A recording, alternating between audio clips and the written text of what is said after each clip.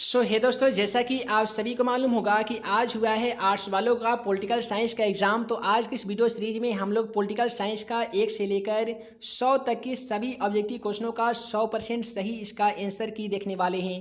तो चलिए फ्रेंड्स, बिना समय गवाए पहला क्वेश्चन का सोल्यूशन देखते हैं। पहला सवाल में बोला गया है कि भारतीय योजना आयोग कब समाप्त कर दिया गया था। तो क्वेश्चन का सही जवाब ऑप्शन डी होगा 2014।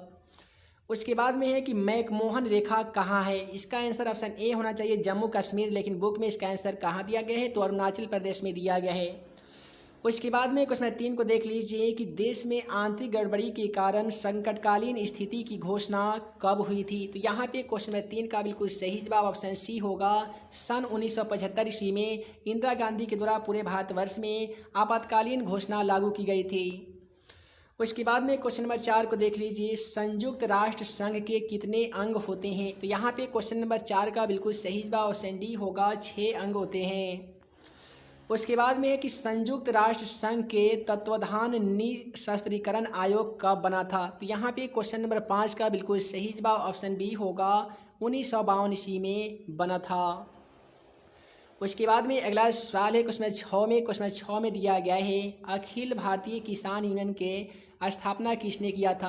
यानी अखिल भारतीय किसान कांग्रेस की स्थापना किसने किया था। तो पंडित जवाहरलाल नेहरू के द्वारा किया गया था। तो क्वेश्चन का सही जवाब ऑप्शन ए होगा।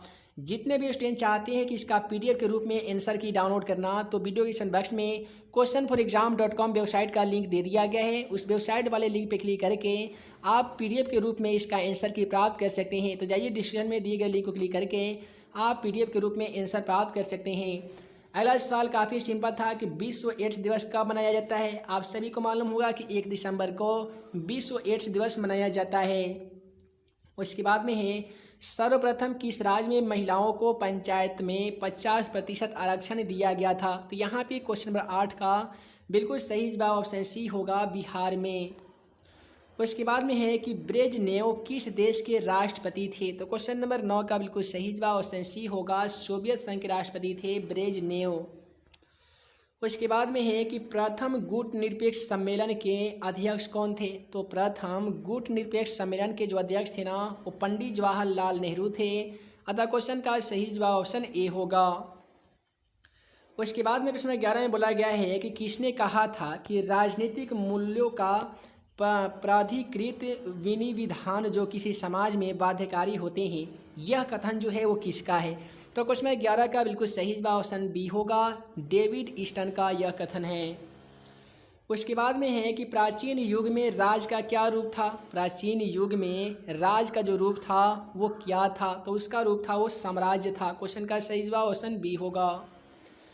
उसके बाद में है कि किसे सत्ता का सिद्धांत शास्त्री माना जाता है। वह कौन ऐसे व्यक्ति हैं जिनको सत्ता का सिद्धांत शास्त्री माना जाता है। तो ऐसे व्यक्तियों का नाम है अरस्तु, यानी ऑप्शन बी बिल्कुल सही जवाब होगा। उसके बाद है पॉलिटिक्स नामक पुस्तक के लेखक कौन है। काफ़ी सिंपल सवाल है। क्वेश्चन नंबर 14 का आंसर होगा ऑप्शन बी, अरस्तु जो है वो पॉलिटिक्स नामक ग्रंथ के लेखक हैं। उसके बाद में किसने कहा था कि मुझे स्वतंत्रता दो या मार दो। इसके लिए आपको 4 ऑप्शन इस प्रकार से मिले थे। इसका आंसर थोड़ा कन्फ्यूजन है। आप सभी को क्या लगता है, आप हमें कमेंट बॉक्स के माध्यम से बता सकते हैं। अगला सवाल है, किसने कहा था कि मनुष्य जन्म से स्वतंत्र है किंतु हर जगह बेड़ियों से जकड़ा हुआ है। तो यहाँ पे क्वेश्चन 16 का सही जवाब ऑप्शन सी होगा। रूसो का कहना था कि मनुष्य स्वतंत्र जरूर जन्म लिया है, लेकिन हर जगह वो बहुत सारे बेड़ियों से जकड़ा हुआ है। अगला सवाल क्वेश्चन 17 में है कि निम्नलिखित में से कौन मार्क्सवादी विचारधारा से संबंधित नहीं है। तो यहाँ पे क्वेश्चन 17 का बिल्कुल सही जवाब ऑप्शन सी होगा, वर्गविहीन समाज। उसके बाद में क्वेश्चन 18 में दिया गया है, द ग्रामर ऑफ पॉलिटिक्स नामक पुस्तक के लेखक कौन है। क्वेश्चन नंबर 18 का बिल्कुल सही जवाब ऑप्शन डी होगा, H.J. लॉस्की के द्वारा ही ये ग्रामर ऑफ द पॉलिटिक्स नामक पुस्तक की रचना की गई थी। अगला सवाल है, भारतीय समानता का क्या अर्थ होता है। तो क्वेश्चन 19 का बिल्कुल सही जवाब ऑप्शन बी होगा, सामाजिक समानता। उसके बाद में है कि किस सिद्धांत के अनुसार वर्गविहीन समाज में ही न्याय उपलब्ध हो सकता है। तो क्वेश्चन 20 का बिल्कुल सही जवाब ऑप्शन सी होगा, उदारवादी। उसके बाद में है विकेंद्रीकरण किस शासन की विशेषता है। तो विकेंद्रीकरण जो है वो क्वेश्चन 21 का सही जवाब ऑप्शन बी होगा, संघात्मक शासन की विशेषता है। उसके बाद में है कि भारतीय संविधान के किस सूची पर केंद्र और राज्यों दो विधायिकाओं कानून बनाती है, तो वो संघ सूची के माध्यम से बनाती है। अगला सवाल है, दक्षेश का पहला सम्मेलन कहाँ हुआ था, तो दक्षेश का पहला सम्मेलन दिल्ली में हुआ था और दिल्ली ऑप्शन में ना दिया गया है, इसलिए क्वेश्चन का सही जवाब ऑप्शन ए होगा, भारत। उसके बाद में है कि नगर निगम स्थापित होने के लिए कम से कम कितनी जनसंख्या आवश्यक है, तो नगर निगम स्थापित होने के लिए कम से कम 5 लाख से अधिक जनसंख्या होना काफ़ी ही आवश्यक है। अगला सवाल है, भारतीय नागरिकता संशोधन अधिनियम 1986 के अनुसार जो व्यक्ति पंजीयन के माध्यम से भारतीय नागरिकता प्राप्त करना चाहता है उसे अब भारत में कम से कम कितने वर्ष तक का निवास होना चाहिए, यानी कितने वर्ष तक निवास करना चाहिए। क्वेश्चन नंबर 25 का सही जवाब ऑप्शन सी होगा, 7 वर्ष। उसके बाद में है कि हमारी नियोजन व्यवस्था किस विचार पर आधारित है, तो क्वेश्चन नंबर 26 का सही जवाब ऑप्शन बी होगा, साम्यवाद विचारधारा पर। उसके बाद में किस पंचवर्षीय योजना में गरीबी हटाओ कार्यक्रम को विशेष रूप से स्थान दिया गया था, तो यहाँ पे क्वेश्चन 27 का सही जवाब ऑप्शन सी होगा, 5वीं वर्षीय योजना 1974 से 1979 ईस्वी तक। उसके बाद में है कि किस संविधान संशोधन के दौरान नगर निकायों को संवैधानिक दर्जा दिया गया था, तो क्वेश्चन 28 का सही जवाब ऑप्शन सी होगा, 74वां संविधान संशोधन के द्वारा। उसके बाद में अनुसूचित जाति संघ की स्थापना किसने किया था, अब तो बहुत सारा जगह पे इसका आंसर कांसीराम दिया गया है, लेकिन इसका सही जवाब BR अम्बेडकर होना चाहिए।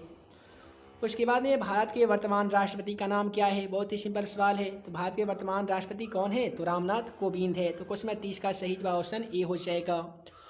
उसी प्रकार से अगला सवाल क्वेश्चन 32 को देख लीजिए, न्याय व्यवस्था को सुरक्षित रखने के लिए किस तत्व की सर्वाधिक महत्वपूर्ण भूमिका है, तो क्वेश्चन 32 का सही जवाब ऑप्शन सी होगा, प्रभावी विधिक एवं न्यायिक व्यवस्था।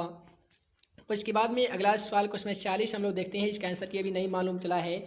तो क्वेश्चन 40 में दिया गया था कि किसने कहा था कि धर्म लोगों के लिए एक अफीम की तरह है, तो क्वेश्चन 40 का ऑप्शन सी होगा, मार्क्स का कहना था।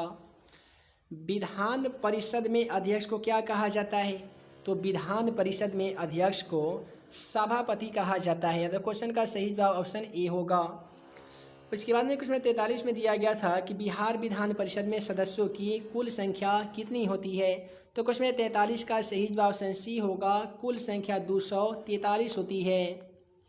उसके बाद में विधानसभा की बैठक में गणपूर्ति के लिए कम से कम कितने सदस्यों की उपस्थिति होना अनिवार्य है, आवश्यक है। क्वेश्चन 44 का सही जवाब ऑप्शन डी होगा, इनमें से कोई नहीं। एक साल में विधानसभा के कितने अधिवेशन आवश्यक है, तो एक साल में विधानसभा के कितने अधिवेशन आवश्यक है, तो क्वेश्चन 45 का सही जवाब ऑप्शन बी होगा, 4 अधिवेशन। उसके बाद में अगला सवाल क्वेश्चन नंबर 46 देख लीजिए, मौलिक अधिकार का अभिरक्षक कौन है, तो वो सर्वोच्च न्यायालय है, जिसको हम लोग हाई कोर्ट कहते हैं। उसके बाद में अगला सवाल है कि उच्च न्यायालय के न्यायाधीश की सेवानिवृत्ति की आयु कितनी होती है, तो क्वेश्चन 48 का सही जवाब ऑप्शन ए होगा, कम से कम 65 वर्ष होना चाहिए। भारतीय न्यायपालिका का शीर्ष न्यायालय कौन है, तो भारतीय न्यायपालिका का शीर्ष न्यायालय को हम लोग सर्वोच्च न्यायालय कहते हैं। उसके बाद में क्वेश्चन 51 में दिया गया है कि राज्यसभा के सदस्यों का कार्यकाल कितना होता है, तो राज्यसभा के सदस्यों का कार्यकाल 5 वर्ष के लिए होता है। उसके बाद में अगला सवाल क्वेश्चन 52 में दिया गया है, दोनों सदनों के संयुक्त बैठक की अध्यक्षता कौन करते हैं, तो क्वेश्चन 52 का सही जवाब ऑप्शन ए होगा, राष्ट्रपति करते हैं। तो इसी प्रकार से बहुत सारे यहाँ पे क्वेश्चन देखिए, यहाँ पे हम लोग क्वेश्चन नंबर 55 से देख लेते हैं, क्योंकि सबका भी ऐसा कि नहीं मालूम है। क्वेश्चन नंबर 55 में दिया गया है कि विधान परिषद में सदस्यों का कार्यकाल कितने वर्ष के लिए होता है, तो 6 वर्ष के लिए होता है। विधान परिषद का सदस्य निर्वाचित होने के लिए उसकी कितनी उम्र होना आवश्यक है, तो इसका सही जवाब भी ऑप्शन बी होगा, 25 वर्ष होना आवश्यक है। भारतीय संविधान के समवर्ती सूची को प्रेरणा कहाँ से ली गई है, तो यहाँ पे क्वेश्चन 57 का सही जवाब ऑप्शन सी होगा, ऑस्ट्रिया से लिया गया है। उसके बाद में निम्नलिखित में से कौन संघ सूची का एक विषय है, तो वो है फौजदारी विधि और प्रक्रिया। तो आगे आने वाली पार्ट में जितने भी क्वेश्चन का सलूशन अभी बाकी है, आप चैनल को सब्सक्राइब कर लीजिए, ताकि आगे आने वाली पार्ट का नोटिफिकेशन आप सभी को मिल सके, या कुछ देर बाद मेरे चैनल पर विजिट कर सकते हैं, आप उसका पार्ट आराम से देख सकते हैं। तो है दोस्तों, मैं जल्द मिलूंगा अगले वीडियो में नए भी क्वेश्चन के साथ। तब तक के लिए वीडियो के लिए बहुत बहुत धन्यवाद।